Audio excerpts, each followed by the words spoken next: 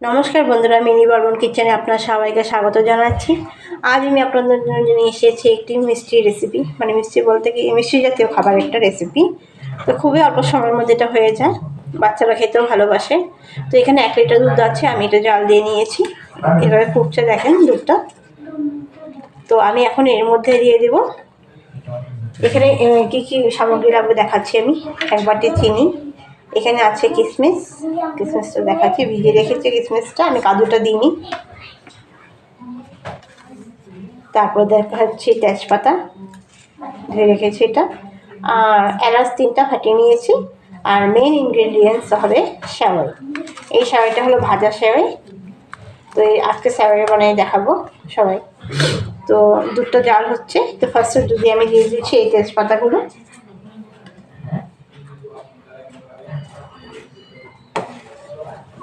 এটা শুকানোর পর এটা একটু গাঢ় হয়ে আসবে, সেই জন্য একটু পাতলা থাকতে সেওইটা আমি নামিয়ে দেবো। তারপর এটা যত শুকাবে তত মানে এটা জিনিসটা ঘন হয়ে আসবে। এখন দিয়ে দিচ্ছি এলাচ, ফাটিয়ে নিয়েছি এলাচগুলো। তো এটা একটু ফুটে দাও, এটা একটু ফুটে আসো। বন্ধুরা দেখেন দুধটার মধ্যে ফুটে আসার পরে, জাল দেওয়ার পর দুধটা দিয়েছি, এটার মধ্যে এলাচ, তেজপাতা দিয়েছি, আর কিছু দিইনি এখন অবধি। তো এখন দিয়ে দিচ্ছি আমি চিনিটা দিয়ে দেবো এটার মধ্যে। তো চিনিটা আপনারা যত মিষ্টি খেতে, বেশি মিষ্টি খেতে পারে বেশি খেতে পারেন। আমি 1 বাটি নিয়েছি, মনে হয় না 1 বাটি লাগবে, একটু কমিয়ে দেবো, আধা বাটির মতন দিব। আর আপনারা যদি বেশি মিষ্টি খেতে চান বেশি মিষ্টি দেবেন, তো আমি আধা বাটি দিচ্ছি, যথেষ্ট আধা দিন। তো আধা বাটি দিয়েছি আমি। আর দুধ যদি বেশি হয় এখানে, তখন আরও 1 বাটি দিতে হবে। এখানে 1 লিটার আছে দুধটা, তো 1 বাটি যথেষ্ট, আধা বাটি চিনি যথেষ্ট। তো এখন এটা হওয়ার পরে একটু ফুটে আসবে এটা, তারপরে আমি সেওইটা দিয়ে দেবো। এটা ভাজা সেওই, বেশি টাইম লাগবে না। সেওইটা আমি পুরো দিয়ে দেবো, এই দেখেন পুরো দিয়ে দেবো, এটা ভাজা আছে অলরেডি। তো সেওইটা পুরো দিয়ে দেবো আমি, বেশি থাকে না।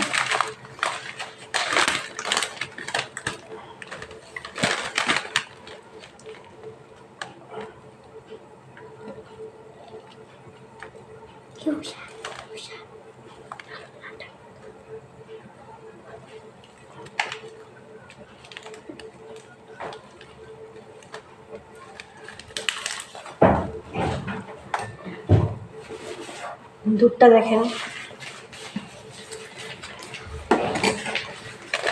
তো এখন আমি সেওইটা দিয়ে দিচ্ছি, দিয়ে তারপর একটু নেড়ে,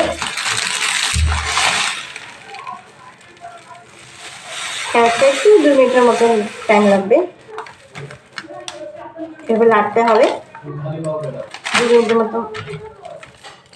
তো এটা একটু ফুটে আসো, তারপর দেখাচ্ছি আপনাদের। বন্ধুরা দেখেন সেওইটা দেওয়ার পর কীভাবে ফুটছে এটা।